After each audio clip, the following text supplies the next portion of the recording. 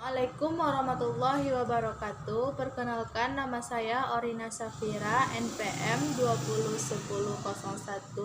20100134112220. Saya dari Prodi PGSD, Fakultas Keguruan Ilmu Pendidikan di Universitas Bung Hatta.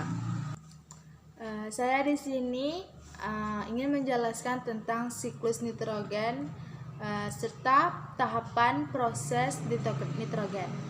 Sebelum saya masuk ke proses dan tahapannya, saya akan menjelaskan dulu apa itu siklus nitrogen. Siklus nitrogen itu adalah siklus yang terjadi di dalam dengan proses konveksi senyawa yang mengandung unsur nitrogen menjadi berbagai macam bentuk kimiawi yang lain. Nitrogen di udara atau atmosfer adalah N2. Dapat kalian lihat nanti pada gambar yang akan saya tampilkan di sebelah saya. Bagian yang paling penting pada siklus adalah bakteri.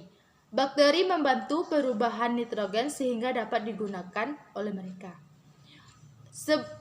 Siklus atau tahapannya akan saya jelaskan sekarang, yang itu sebagai berikut. Ada fiksasi nitrogen adalah proses alam biologis atau abiotik yang mengubah nitrogen terbagi atas dua bentuk. Yang pertama adalah non-biologis dan yang kedua adalah biologis. Saya akan menjelaskan terlebih dahulu apa itu non-biologis.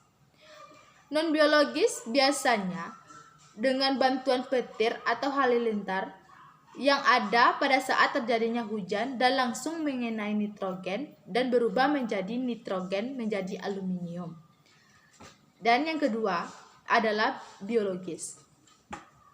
Pada biologis ini difiksasikan oleh akar, batang-batang, kacang-kacang, dan bakterinya berupa Rhizobium, Cyanobacter, dan juga bisa Zorobaster.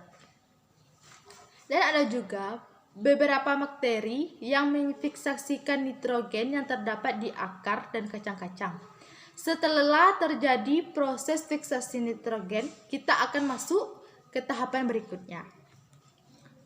Kemudian fiksasi nitrogen itu menjadi NH4+, yaitu aluminium, yang bisa disebut dengan tahapan atau proses amonifikasi.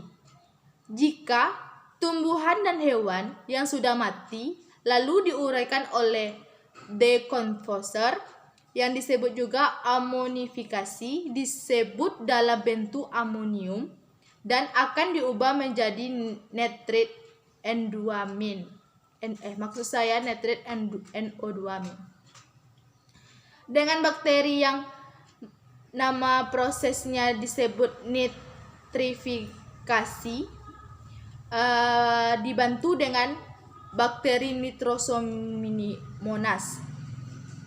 Nitrit ini tidak bisa digunakan secara langsung oleh tumbuhan sebab nitrit ini mengandung racun.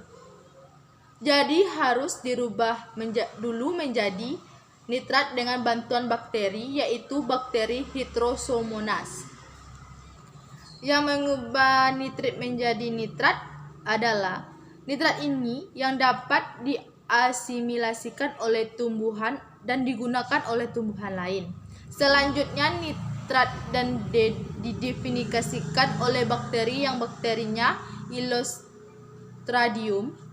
Nitrat akan kembali menjadi H2 bagi yaitu nitrogen biasa yang kemudian diufaskan ke atmosfer. Jadi nama tahapan atau proses ini disebut denitrifikasi.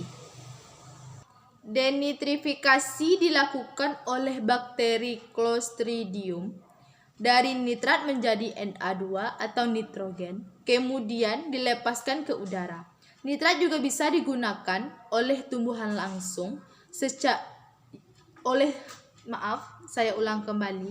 digunakan oleh tumbuhan langsung yang disebut dengan asimilasi.